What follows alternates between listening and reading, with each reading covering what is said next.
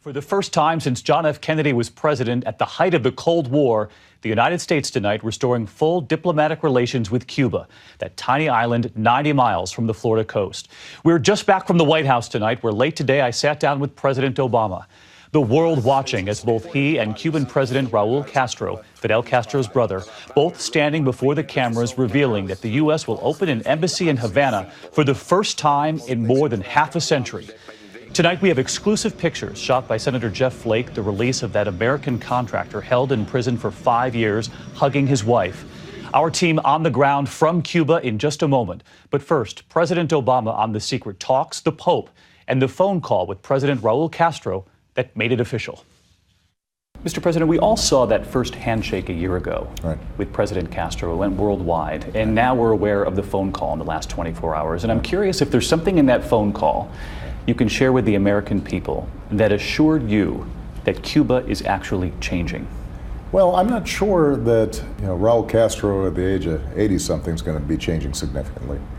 But there's going to be generational change in Cuba. This last conversation was substantive. I was very insistent with him that we would continue to promote democracy and human rights and speak out forcefully on behalf of the freedom of the people of Cuba.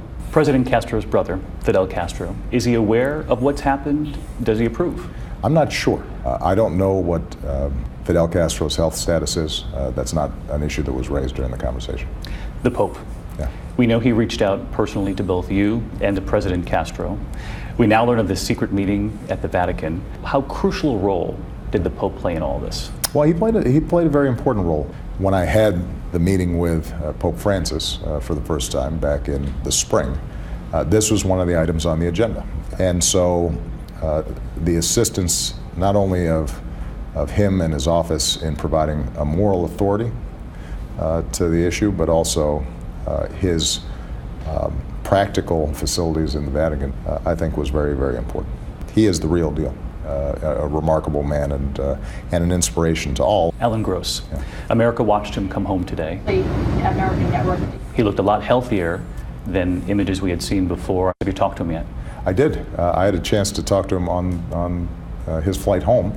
And the first thing he says, Mr. President, for you, I don't mind interrupting my corned beef sandwich.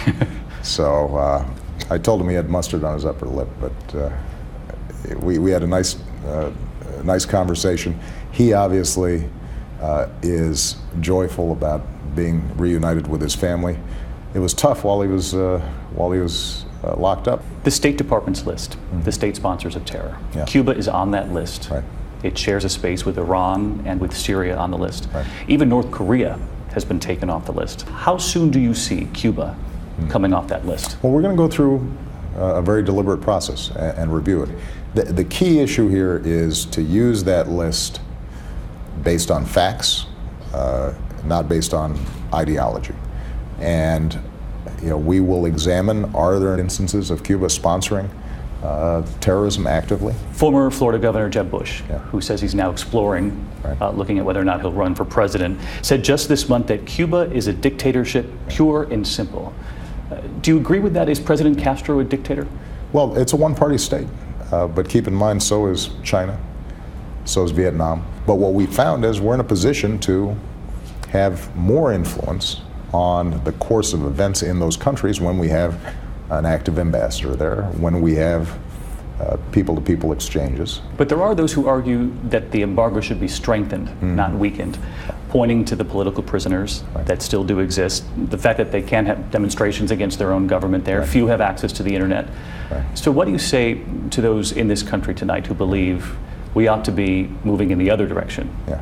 Well, I think they hold these beliefs with great sincerity. If you're a Cuban exile and you saw